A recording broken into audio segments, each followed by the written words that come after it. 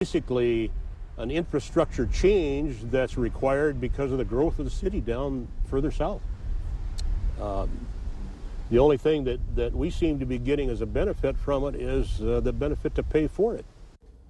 Upwards of $20,000. That's the bill some North Fargo residents are facing as construction work continues, even though these same residents say similar work was done and assessed more than a decade ago. The city of Fargo says it's for road reconstruction after having to install a 30-inch force main pipe from downtown north to the sewage treatment plant.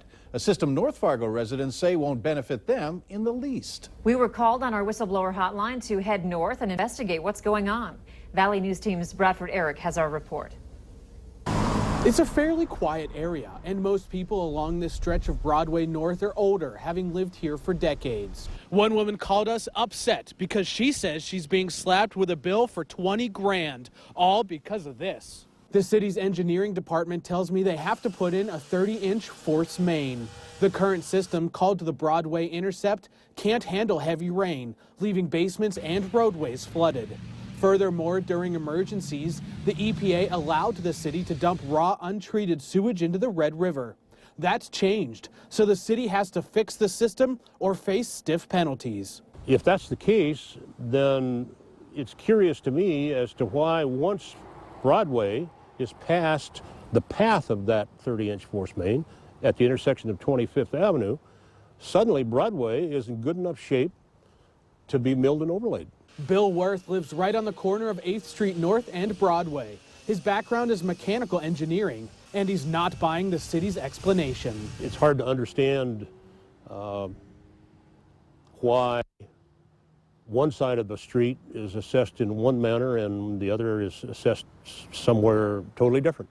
I talked to several other neighbors here on the street who didn't want to go on camera, but they tell me they're being assessed as much as 9 times the amount as that side of the street. On the east side, we're talking $3,000, $4,000, $5,000.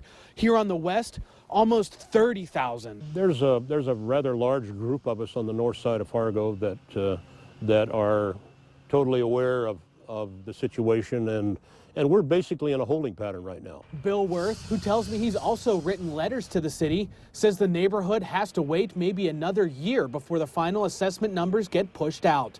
And he plans to take up the issue with the Special Assessment Commission. Bradford Eric, Valley News Live.